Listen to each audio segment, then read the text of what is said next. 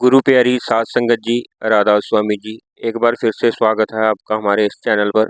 आज फिर हम आपके लिए लेके आए हैं दिल्ली में जो आज सवाल जवाब पूछे थे बच्चों ने बाबा जी से। आज सबसे पहले एक भाई ने पूछा, बाबा जी जो सेवा करते हैं, जब वह भजन सिमरन पे बैठते हैं उनका शरीर जोर जोर से हिलता है। बाबा जी ने कहा, हमने शुरू से उस मालिक से लिया ही लिया है, अब हमने देना सीखना है। सेवा की जरूरत हमें अपने लिए है।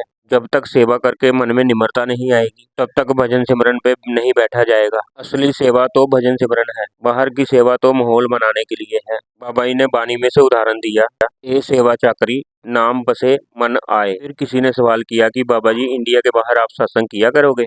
बाबा जी ने कहा, हाँ बिल्कुल जरूर किया करूंगा। फिर उन्होंने कहा कि बाबा जी आप हमारे से दूर ना होना। बाबा जी कहते, मेरे को कहाँ भेज रहे हो?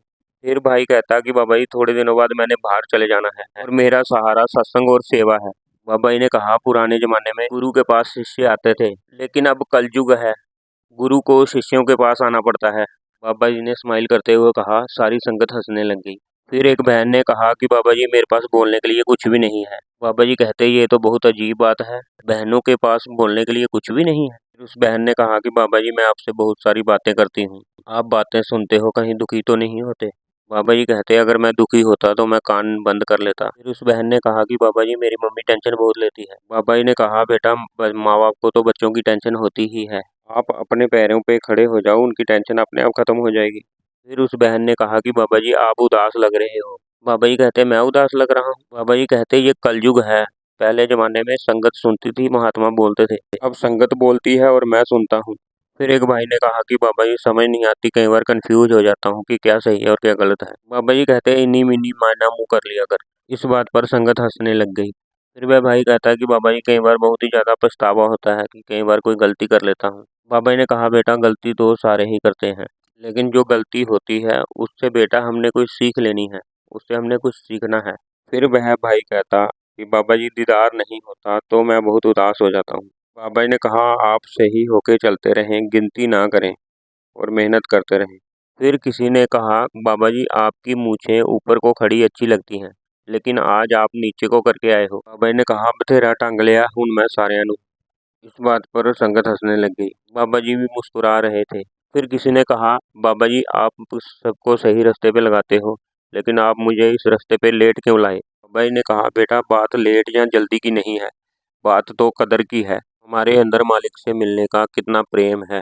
अगर हम लायक होंगे तभी तो मालिक हम पे बख्शिश करेगा।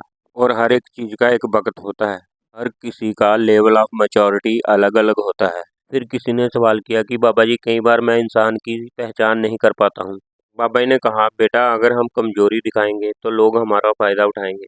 बाबा जी ने कहा, दुनिया ने तो संतों महात्माओं को नहीं बख्शा, लेकिन आप बात को दिल पर ना लगाएं। फिर किसी ने कहा, बाबा जी जब मैं किसी से बात करता हूँ तो मैं उसको जज करना शुरू हो जाता हूँ, फिर मेरे दिमाग में नेगेटिव ख्याल आना शुरू हो जाते हैं।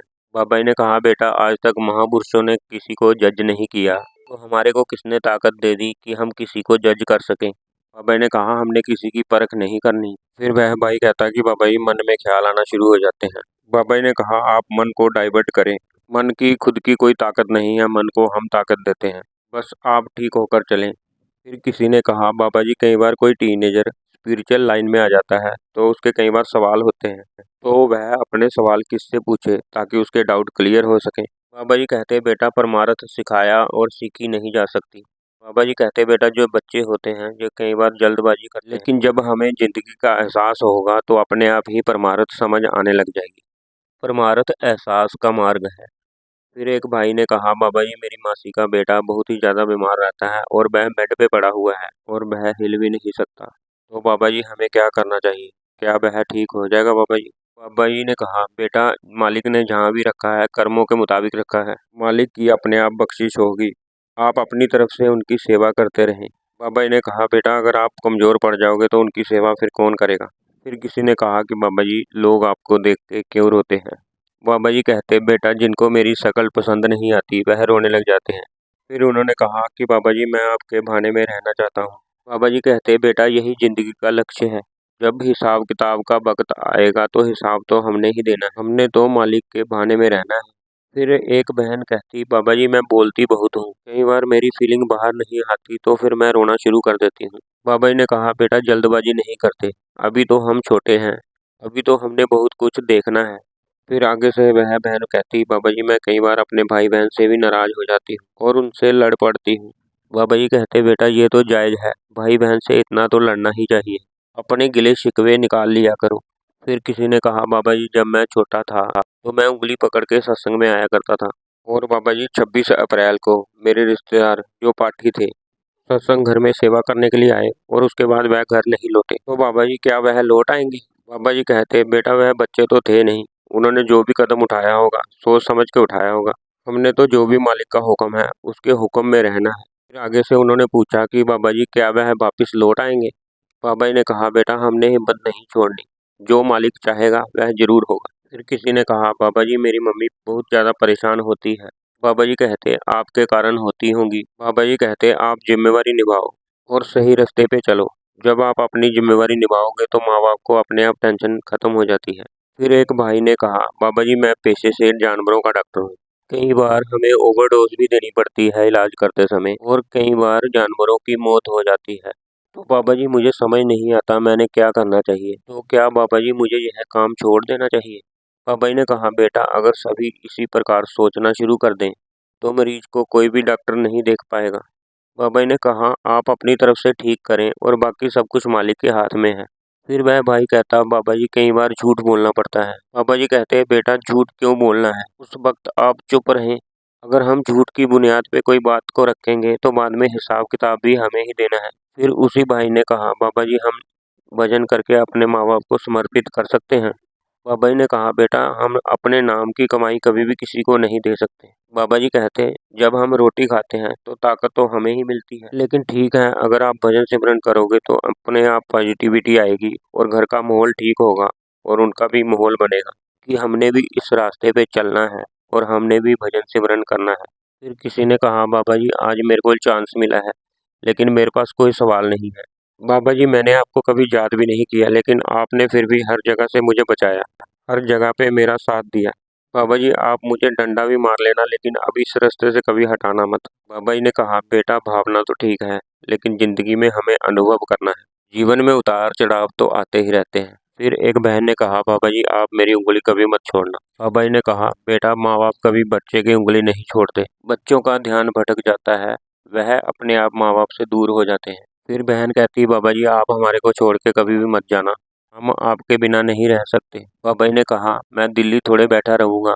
बाबा जी ने कहा, बड़े बड़े संत महात्मा आए, वह भी हमारे को छोड़ के चले गए। बाबा जी ने कहा, बेटा ये जो रिश्ते हैं यह गरज के रिश्ते हैं, गरज खत्म हो जाए तो सभी अपने रास्ते को हो जाते हैं। बाबा जी ने कहा, जब वह सामने होते हैं तो हमारे को याद होता है, उसके बाद हम उनको भी भूल जाते हैं। बाबा जी कहते, बेटा एक दिन तो सभी ने जाना ही है। जब बाबा जी ने ये बात बोली तो सारी संगत के आंसू आ गए। फिर किसी ने सवाल किया कि बाबा जी मैं बीमार था और मुझे अंदर से कई आवाज़ें आती थी, तो क्या वह आवाज़ें परमार्थ का हिस्सा थी? बाबा जी ने कहा, बेटा जो उस टाइम पे हो गया वह हो चुका है, अब हमें आगे की तरफ ध्यान देना है। फिर एक बहन ने सवाल किया कि बाबा जी पिछले साल मेरे भाई की डेथ हो गई थी, उसको नामदान मिला हुआ था, लेकिन वो कभी कभी ड्रिंक कर लेता था, तो क्या बाबा जी उसको इंसान का जामा मिलेगा? मेरे को हमेशा टेंशन लगी रहती है। बाबा जी कहते, आप टेंशन क्यों लेते हो, टेंशन से कोई हल नहीं होगा, आप मालिक पर विश्वास रखें, बाकी मालिक की मौज है। फिर किसी ने सवाल किया कि बाबा जी मेरी भजन सिमरन में तरक्की नहीं हो रही।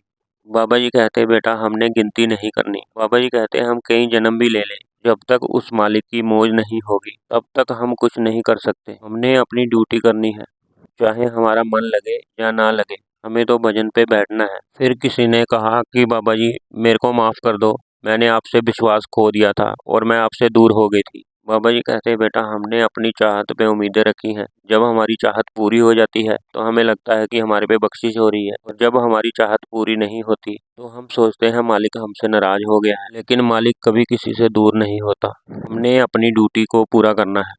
फिर किसी ने कहा, बाबा जी सवाल तो मेरे पास बहुत हैं लेकिन मैं कौन सा सवाल पूछूं, मुझे समझ नहीं आ रहा।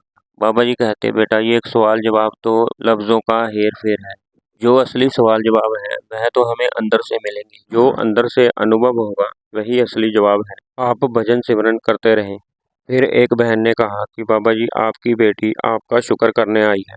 मेरे लिए कोई ऐसी लाइन बोल दो कि मैं हमेशा याद रखूं। बाबा जी कहते, बेटा आप अच्छे इंसान बने। फिर किसी ने सवाल किया कि बाबा जी, जब हम मुसीबत में होते हैं तो हमारा विश्वास डोल जाता है, ऐसा क्यों होता है? बाबा जी ने कहा, बेटा हम कहते हैं कि किस्मत मालिक ने बनाई है, लेकिन असली में किस्मत तो हमने खुद ही बनाई है। जो हम कर्म करते हैं उनसे हमारी किस्मत बनती है, और होगा तो वही जो हमने कर्म किए होंगे, उनका हिसाब किताब हमें देना ही पड़ेगा। इसलिए हमें सोच समझ के चलना है। फिर किसी ने कहा कि बाबा जी, सिमरन करते समय ध्यान भटकता है, बैठा नहीं जाता।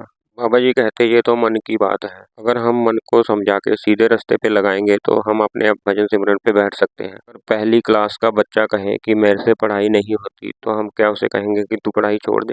बाबा जी कहते, हजूर कहा करते थे कि मन लगे या नहीं लगे, हमें अपनी ड्यूटी को पूरा करना है। हमने बैठना जरूर है। हमने मालिक से कभी भी कुछ मांगना नहीं है। हमने जो जो मालिक ने हमें दिया है उसकी कदर करनी है और उसका शुक्र करना है। हमें मालिक से कुछ भी मांगने की जरूरत नहीं है। मालिक खुद जानता है कि उसने हमें क्या देना है। पिंड बोलिया सब कुछ जानदा, किस आगे कीजिए अरदास। तो ये थे आज के सवाल जवाब जो आज बाबा जी से दिल्ली में लोगों ने पूछे। आपसे बेनती है कि हमारे इस चैनल को सब्सक्राइब कर लें ताकि हम आगे भी आपके लिए ऐसे ही सवाल जवाब के वीडियो ला सकें। और अगर आपको वीडियो अच्छा लगे तो लाइक भी कर दें।